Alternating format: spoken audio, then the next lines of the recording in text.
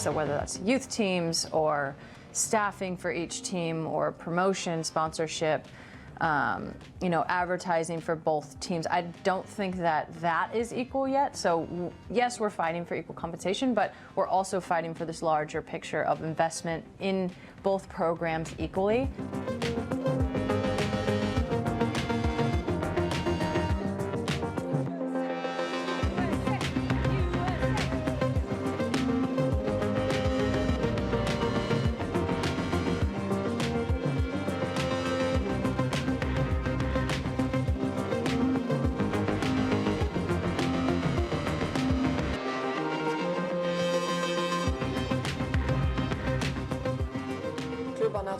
You can't really compare.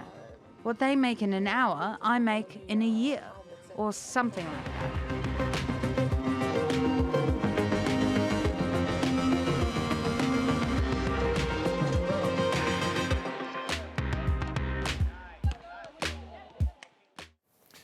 Let's get more on this now with Kate Fisher, who joins me from Washington. Hi, Kate. Now, as we know, the US women's team is literally kicking goals at the Women's World Cup, and now they're looking to engage in a whole new battle in a whole different arena. Now, tell us, what are they alleging exactly? Well, all 28 members of the women's squad are taking this legal action, and they essentially say that it's not fair that they are not given equal compensation to what the men are offered in terms not just only of pay, but also in conditions, where they get to play, how they travel, how much their games are promoted. They say that's simply not fair because now they are generating similar amounts of revenue to the men, and they say one of the biggest problems is that the men's bonuses are much larger than the ones that the women's team are offered.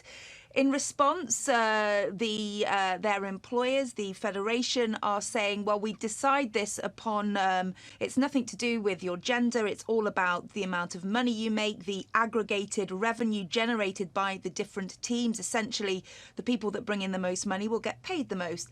But in recent years, the revenue gap has shrunk so much that really there is no difference. If not, the women are perhaps in some cases generating more revenue than the men's team. So that is the crux of their fight. Interesting. Now, what grounds do they have? How likely are they to be successful?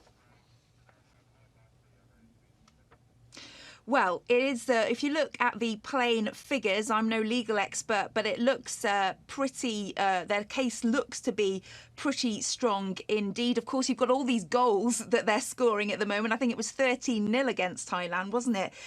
The Wall Street Journal have done an investigation, and they say that between 2016 and 2018, so the 2 years after the last World Cup, ticket sales and revenue brought in more from the women's game than the men's game. Those figures, $50.8 million the women's game in ticket sales, 49.9 for the men. So they actually brought in more revenue that way.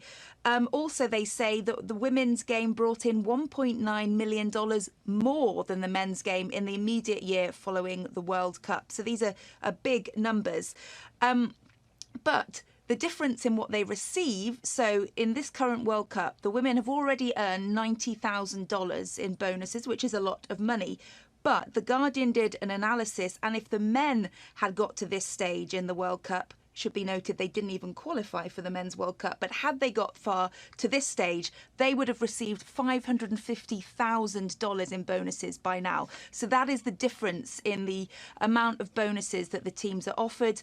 It should be noted the women's team have won, they've won three World Cups, I've got to check, 4 Olympic gold medals.